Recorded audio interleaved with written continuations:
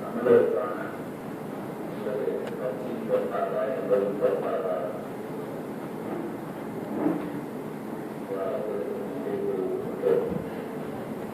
கூட்டத்தை ஏற்பாடு செய்திருக்கிறார்.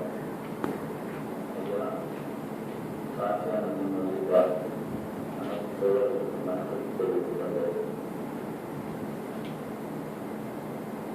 தமிழில் அரசியல் மாற்றங்கள் இந்த தலைப்பு நானே கேட்டு வாங்கி பெற்ற தலைப்பு. எனக்கு வேறொரு தலைப்புதான் கொடுத்திருந்தார்கள். எங்களுடைய ஆழமான கருத்து தமிழகத்தில் அரசியல் மாற்றம் நிகழாது. தமிழ் இனம் உணர்வு கொண்ட ஒரு தமிழன் ஆட்சிக்கு வராது. தமிழீழம் என்ற நாடுகளை அடைய முடியாது. இது நாங்கள் ஏதோ ஊரது 6 மாதத்திலோ இல்லை திடீரென்று தெரிந்து கொண்டோ இந்த கருத்தை நாங்கள் முன்வைக்கிறோம். கடந்த 2008 முதல் தொடர்ந்து தூங்கும் நேரத்தை தவிர மீதி நேரங்களிலெல்லாம் இந்த இனத்தை பற்றி கவலை கொண்டு இந்த இனம் வீழ்வதற்கான காரண காரியங்களை தேடி ஆங்காங்கு விவாதித்து இறுதியாக இப்படி ஒரு நிலைக்கு நாங்கள் வந்துள்ளோம். அந்த வகையில் தமிழ்நாட்டு அரசியலை தமிழர்கள் கைப்பற்ற வேண்டிய தேவை முன்வைக்க மிக மிக அதிகமான ஒரு தேவையாக இருக்கின்றது. தமிழீழ தேவை நமக்கு தமிழீழம் தேவை என்பது இங்கு வந்திருக்கும் அனைவருக்கும் தெரியும். ஒவ்வொரு நாடுகளும் தனித்தனியாக பிரியும் போது அதற்கு பல்வேறு காரணங்கள் இருக்கிறது. இரண்டு இனம் சேர்ந்து வாழ முடியாத நிலையில் வெவ்வேறு பகுதிகளாக வெவ்வேறு நாடுகளாக உருவெடுக்கின்றன. சித்தாந்த ரீதியாக வடகொரியாவும் தென்கொரியாவும் கம்யூனிஸ்ட கொள்கையை ஏற்றுக்கொள்கின்ற வடகொரியா, ஏற்றுக்கொள்ளாத தென்கொரியா சித்தாந்த ரீதியாக பிரிந்திருக்கின்றது. பூகோள ரீதியாக வளமான பகுதி, வறண்ட பகுதி என்ற வகையில் நாடுகள் பிரிந்திருக்கின்றன. ஒரே மொழி, ஒரே இனம் எல்லாம் இருந்தும் கிட்டத்தட்ட நாடு பிரிந்தது போல இப்போது அண்மையிலே தெலுங்கானா மாநிலம் பிரிந்துள்ளது என்பதை நாம் பார்க்கிறோம். ஒரே மொழி, ஒரே இனம் இருந்தாலும் மதம் அடிப்படையில் ஒன்றாக இருந்தாலும் மொழி அடிப்படையில் வெவ்வேறாக இருந்த பங்களாதேஷ் பாகிஸ்தானிடமிருந்து பிரிந்திருக்கின்றது.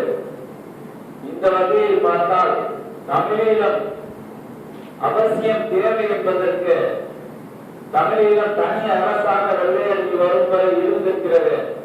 அந்த ஒரு காரணத்திற்காக அவர்கள் சொல்லும் போது தனி அரசை இவர்கள் கையில் கொடுத்து சென்றிருக்க வேண்டும்.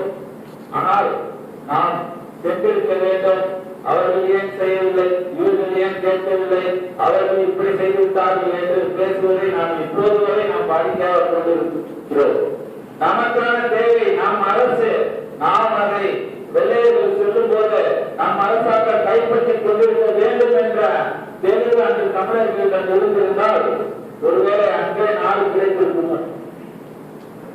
அப்படி தமிழீழ அரசு தனி அரசாக இருந்தது. பின் ஒன்றாக ஒரே அரசாக இருந்த வேளையிலும் அந்த சிங்களர்களுடன் சேர்ந்து வாழ முடியாத நிலையை தமிழர்கள் ஏற்படுத்தவில்லை. சிங்களர்கள் தான் ஏற்படுத்தினார்கள், இனப்படுகொலை செய்தார்கள். ஒட்டுமொத்தமாக 20 நாட்டையும் கூட்டி வைத்து இனப்படுகொலை செய்தார்கள். இப்படிப்பட்ட வேளையில் அந்த தனி அரசு ஒன்றுதான் நிரந்தர தீர்வு என்ற வகையில் இன்று எல்லோரும் ஏற்றுக்கொள்ளும் கொள்ளும்படியான ஒரு தீர்வை நோக்கி நாம் நகர வேண்டியுள்ளது. இந்நிலையில் அந்த தமிழீழம் அடைவதற்கான சாத்தியக்கூறுகள் என்னென்ன எங்கிருந்து இருக்கின்றது? 20 நாடுகள் கூட்டு சேர்ந்து அளித்துள்ளது. அந்த அளிப்பதற்கு 20 நாடுகள் ஒன்றாக சேர்ந்து அளிப்பது அவர்களுடைய தனிப்பட்ட முடிவு. எப்போது யார வேண்டுமானாலும் கொள்ளலாம், எப்போது என்ன வேண்டுமானாலும் செய்யலாம் என்பது அவர்களுடைய தனிப்பட்ட முடிவு. ஆனால் தாய் தமிழகமாக இருக்கின்ற 8 கோடி தமிழர்களை கொண்டு இருக்கின்ற அதற்கு ஒரு தனியாக அரசு கொண்டு இருக்கின்ற நிலையில் இந்த தமிழகம் என்ன செய்வது?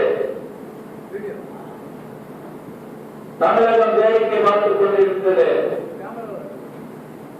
படுகொலை நடந்தால் நடக்கட்டும் என்று இருந்தது. முன்பு ஆண்ட ஜெயலலிதா போர் என்றால் மக்கள் கொல்லப்படுவது சட்டம் என்று சொன்னார். அதே ஜெயலலிதா 20 பேர் சுட்டுக் கொல்லப்படும் போது வேடிக்கை பார்த்துக் கொண்டு நிற்கின்றார். அதே ஜெயலலிதா 20 பிணங்கள் இங்கு உள்ளே வரும்போதும் அவரை அவசரமாக எரித்துவிடுங்கள் என்று உத்தரவிட்டது போல அந்த காவல்துறை நடக்கிறது. அப்படியானால் நாம் நமக்கான ஒரு அரசை நாம் இங்கு வைத்திருக்கிறோமா, இல்லை நமக்கு எதிரான ஒரு அரசை நாம் இங்கு வைத்திருக்கிறோமா? ஈழத் தமிழர்களை பாதுகாக்கவில்லை, இங்குள்ள தமிழர்களை ஏன் பாதுகாக்கவில்லை என்பதை விட இங்குள்ள தமிழர்களின் பிணத்தை கூட நீங்கள் அவசரமாக எரிக்க வேண்டும் என்று சொல்லும் அளவுக்கு உங்களுக்கு ஆந்திர பாசம் ஒப்படைக்கிறதா? அப்படியானால் நாம் எங்கு நாம் பின்தங்கி இருக்கிறோம்? தமிழர்களுக்கு என்று ஒரு அரசு இருக்கிறது. அந்த அரசு நமக்கு எதிராக செயல்படுகின்ற அரசாக இருக்கிறது. தூங்கியை பெரும் கொள்ளை எடுத்த கருணாநிதி ஈழப்படுகொலை நடந்தால் நடக்கட்டும், அதை கண்டுகொள்ளாமல் இருந்தால்தான் எனக்கு நல்லது என்று கண்டுகொள்ளாமல் இருக்கிறார்.